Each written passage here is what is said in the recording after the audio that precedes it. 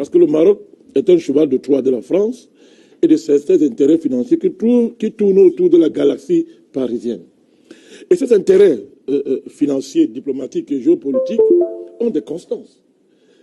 La première constance, c'est qu'il y a systématiquement la volonté de bloquer toutes les dynamiques qui vont dans le sens d'émanciper le continent africain. Et le Maroc est au cœur de cette dynamique-là. Au cœur. Ce n'est pas pour rien qu'il y a aujourd'hui, pratiquement, une annexion de l'Afrique du Nord à la CEDEAO.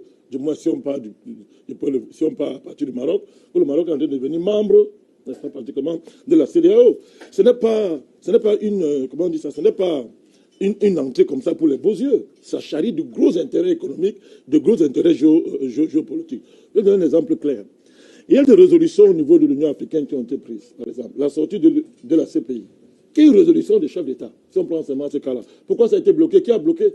Nous savons que dans les coulisses, la France a instrumentalisé certains pays, dont le roi du Maroc. Vous ne pouvez pas citer la Côte d'Ivoire et les autres. Pour bloquer, par exemple, la mise en place de cette résolution. On a là une preuve directe de ce que certains pays, par leur présence, paralysent l'Union africaine, qui va rester, comme dit le monsieur Atangana, un mammouth administratif qui ne produit rien, qui ne produit aucun résultat. Donc, de mon point de vue, le retour du Maroc, la présence du Maroc dans ce Conseil de paix et de sécurité va renforcer une fois de plus l'obésité administrative de l'Union africaine qui ne va pas produire de résultats. Parce qu'il faudrait un consensus impossible à réunir sur le moindre sujet. Et du coup, on ne peut même pas décider. On ne peut même pas décider parce qu'il faudra harmoniser les intérêts de tel pays, de tel pays, de tel pays. Autre chose, vous savez que le Maroc a joué un rôle puissant dans la déstabilisation de la Côte d'Ivoire. Est-ce qu'on peut accepter aujourd'hui qu'un membre de l'Union africaine déstabilise un pays, membre de l'Union africaine, aussi grossièrement?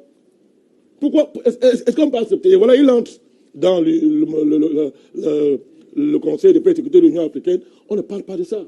Alors si on ne parle pas de la question de la Côte d'Ivoire, on parlera de quel sujet sérieux à l'Union africaine? On parlera de quel sujet sérieux à l'Union africaine? Donc il y a des venues, il y a des entrées, il y a des retours qui, pour nous, panafricanistes, posent un problème